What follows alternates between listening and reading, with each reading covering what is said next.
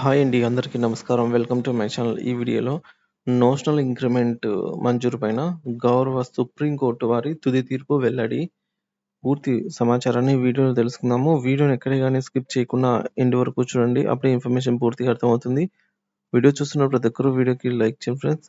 ఈ వీడియోని తోటి మిత్రులతో అయితే షేర్ చేయండి. కొత్తగా మన ఛానల్ చూస్తున్నవారు సబ్స్క్రైబ్ చేసుకోకుంటే వెంటనే మన ఛానల్ అయితే సబ్స్క్రైబ్ చేసుకోండి. దీని ద్వారా నేను చేసే లేటెస్ట్ వీడియోస్ అన్నీ మీ వరకు రీచ్ అవుతాయి. ఇక ఆలస్యం చేయకుండా వివరాల్లోకి అయితే వెళ్ళిపోదాము. సో ఫ్రెండ్స్, ఇక విషయానికి వచ్చినట్లయితే కేంద్ర ప్రభుత్వ ఉద్యోగులు పెన్షన్లకు సంబంధించి నోషనల్ ఇంక్రిమెంట్ అంశంపై సుప్రీంకోర్టు ఇటీవల తుది తీర్పు వెలువరించింది. ఈ తీర్పుకు సంబంధించిన పూర్వపరాలు, అలాగే తాజా పరిణామాలు, భవిష్యత్తులో అనుసరించవలసిన మార్గాల గురించి సమగ్రంగా తెలుసుకుందాం. నోషనల్ ఇంక్రిమెంట్ అంటే ఏమిటి? కేంద్ర ప్రభుత్వ ఉద్యోగులకు సాధారణంగా సంవత్సరానికి 2 సార్లు జనవరి, జూలై నెలల్లో ఇంక్రిమెంట్లు వస్తుంటాయి. అయితే కొందరు ఉద్యోగులు డిసెంబర్ 31న పదవీ విరమణ పొందుతారు. వారికి జనవరిలో ఇచ్చే ఇంక్రిమెంటు ఒక్క రోజు తేడాతో రాకుండా పోతుంది. తాము 365 రోజులు ఉద్యోగం చేసినందున ఇంక్రిమెంట్ రావాలని వారు కోర్టును ఆశ్రయించారు. ఈ నేపథ్యంలో డిసెంబర్ 31న రిటైర్ అయిన ఉద్యోగులకు జనవరిలో ఇచ్చే ఇంక్రిమెంట్ ఇవ్వాలనే అంశంపై తెరపైకొచ్చింది. దీనినే నోషనల్ ఇంక్రిమెంట్ అంటాము. కేసు నేపథ్యం: 2016 జూలై 25న కేంద్ర ప్రభుత్వం ఒక ఉత్తర్వుల ద్వారా ఉద్యోగులకు సంవత్సరంలో 2 సార్లు మాత్రమే ఇంక్రిమెంట్లు ఉంటాయని స్పష్టం చేసింది. అంతకుముందు 2006 జనవరి 1 నుంచి జూలైలో ఇంక్రిమెంట్ ఉండేది. దీనికి సంబంధించిన ఉత్తర్వులను 2008 ఆగస్టు 29న Karnataka transmission corporation India limited జారీ చేసింది.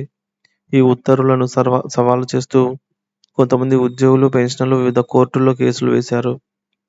Department of personal and training వాదన ఈ మేరకు చూసుకున్నట్లయితే ఈ కేసులన్నిటినీ వ్యతిరేకించింది. వారి వాదనలు ఈ విధంగా అయితే ఉన్నాయి. FR 9 ప్రకారంగా జీతం అనేది పోస్టుకు ఉంటుంది, వ్యక్తికి కాదు. ఉద్యోగి రిటైర్ అయ్యాక పోస్టు రద్దవుతుంది కాబట్టి ఇంక్రిమెంట్ ఇవ్వలేము.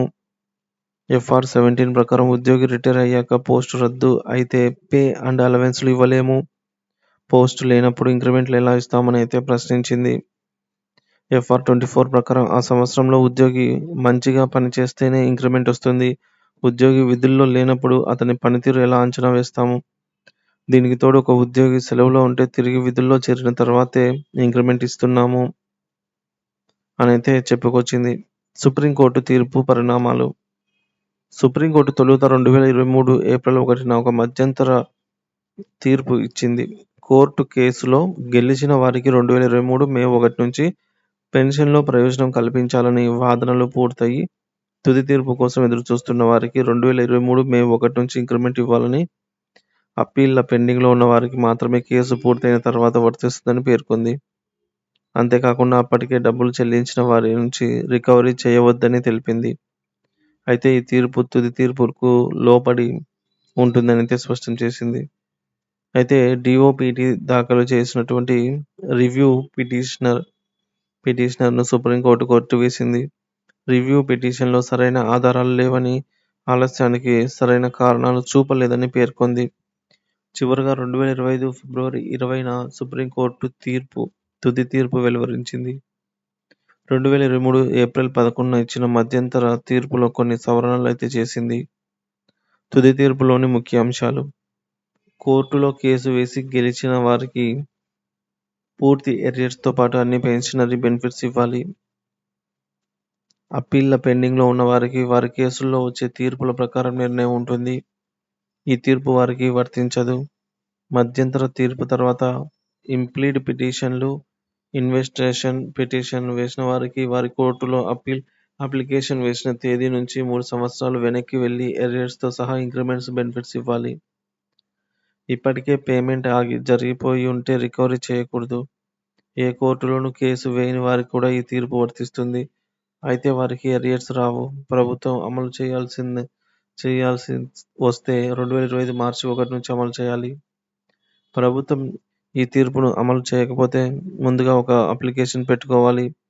ఆ తర్వాత క్యాట్, హైకోర్టు, సుప్రీంకోర్టులను ఆశ్రయించవచ్చు.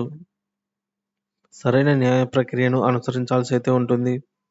ఉద్యోగులు, పెన్షనర్లు చేయాల్సిందేమిటంటే సుప్రీంకోర్టు తీర్పు వెలువడిన వెంటనే ఇది అమల్లోకి రాదు. డీఓపీటీ దీనిపై ఒక పరిపాలనా ఉత్తర్వులు, అడ్మినిస్ట్రేటివ్ ఆర్డర్స్ జారీ చేయాలి.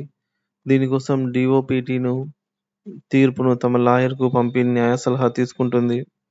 ఆ తర్వాత న్యాయశాఖ, ఆర్థిక శాఖ, పెన్షన్ మరియు పెన్షనర్ల సంక్షేమ శాఖ వంటి నేషనల్ మంత్రిత్వ శాఖల అభిప్రాయాలను తెలుసుకుంటుంది.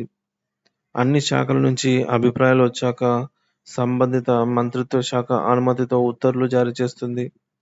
ఈ ప్రక్రియకు కనీసం 3-4 నెలలు పట్టవచ్చు. అయితే ఏ కోర్టులోనూ కేసులు వేయని వారు ఒక దరఖాస్తు పెట్టుకోవడం మంచిది. ఈ దరఖాస్తును కార్యాలయంలో సమర్పించి రసీదు తీసుకోవాలి. దీని ద్వారా భవిష్యత్తులో కోర్టును ఆశ్రయించాల్సి వస్తే ఇది ఉపయోగపడుతుంది. ఎందుకంటే కోర్టును ఆశ్రయించే ముందు సంబంధిత అధికారికి వినతిపత్రం ఇవ్వడం తప్పనిసరి. దీన్నే డ్యూ ప్రాసెస్ అంటారు. ఒకవేళ డీఓపీటీ ఈ తీర్పును అమలు చేస్తూ ఉత్తర్వులు జారీ చేస్తే అప్పుడు అందరికీ ప్రయోజనం చేకూరుతుంది. సుప్రీంకోర్టు తుది తీర్పు నేపథ్యంలో ఉద్యోగులు, పెన్షనర్లు ఓపికగా ఉండాలి. డీఓపీటీ ఉత్తర్వులు జారీ చేసే వరకు వేచి చూడాలి. కేసు వేయని వారు దరఖాస్తు పెట్టుకోవడం ద్వారా భవిష్యత్తులో న్యాయపరమైన పోరాటానికి సిద్ధంగా అయితే ఉండవచ్చు అని